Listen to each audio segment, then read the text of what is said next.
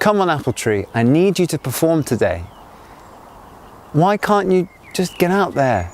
This is your big chance. You're the star of this Grow Your Plot today. You can't have stage fright. You've performed so many times before. What's that got to do with Grow Your Plot? My hair. My hair's fine. Oh, hello. I'm not talking to my apple tree. Roll the credits.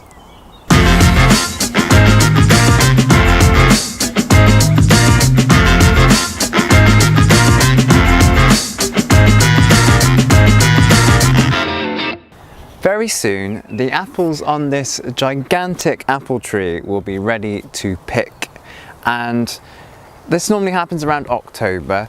I generally wait until the fruits drop, although I will try and pick a few off of the branches. But you know, the whole canopy is too large for me to really reach the top, so a lot of them I will wait for. Now, I generally use them in sort of stew them. I will and then put them on my porridge in the morning, or I'll make some chutneys with them, crumbles of course, and pies too. Think about the amount of mileage that you would normally have just to pick some apples, and generally speaking you can find an apple. There's usually an apple tree within a few meters of where you are in any given point, especially in the countryside. You'll find them in the hedgerows, you'll find them on farms and things as well, so keep an eye out for them because you can always pick those apples. And once again this year, you probably met my pear tree. It's quite infamous. It's been on a couple of videos, I believe. I normally get about 30 pears off of this tree, and you can see here there's a lot of verticals coming up. That will all be cut back at the end of the year, because what happens is if you have a pear tree with full of these vertical stems, if you think about it logically, the water that's coming from the roots and all the nutrients are going up into the tree and it's wasting them on these vertical shoots, whereas the gravity on these sort of slightly more horizontal shoots, it makes it easier for them to get those nutrients to the fruits and to the leaves and the flowers. So by removing some of these, not only do you protect the pear tree from disease, because you've got a lot of interlocking branches like I have on my apple tree. I'm one to talk. I mean, that's a big project. That's going to be something that I will do this autumn, but it will take quite a lot of time.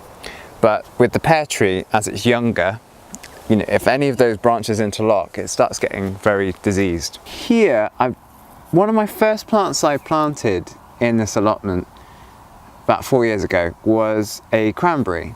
Now, I'm quite keen to grow things that are a bit unusual, and the cranberry struck me as something that seemed quite good. You know, I watched a lot of videos on it on YouTube, and I was very keen to get one for myself. I had 2 blueberries in big pots and I had a cranberry. The 2 blueberries died unfortunately after about 2 years. I don't know what happened. They were watered well, but they just dried out and just looked very sad, very skeletal. So I've got a new blueberry over there which is loving where it is at the minute. It's only in its 2nd year and it's already in fruit. I've also got another blueberry here, and I've got this cranberry. Now, for the first time in those 4 years, it's full of flowers. It's absolutely laden with flowers.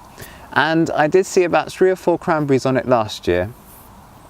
I'm hoping for maybe 3 times that this year. Of course, I can't talk about the third part of my allotment without mentioning probably the biggest feature here. And I planted these without even knowing that I had so many of them on the site already. So let's take a look. This raspberry bed is about 3 years old now, and once again it was something that I put in when I first took the plot on. I saw a wooden bed underneath and I thought this was the prime place to pop some raspberry canes in. Now, as you'll see, there's a lot of bindweed and things growing through the raspberries. I will weed that out and try and tidy it up a little bit. If you enjoyed this video, don't forget to give it a like, and I'd appreciate that very much. And if you'd like to subscribe for more, you can hit the button here.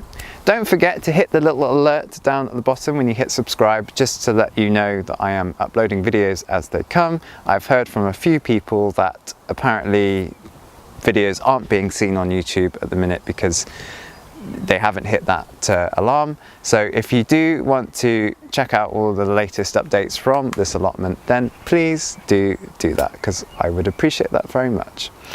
Go and have a good week and weekend, depending on when I'm uploading this, and I hope to see you next time.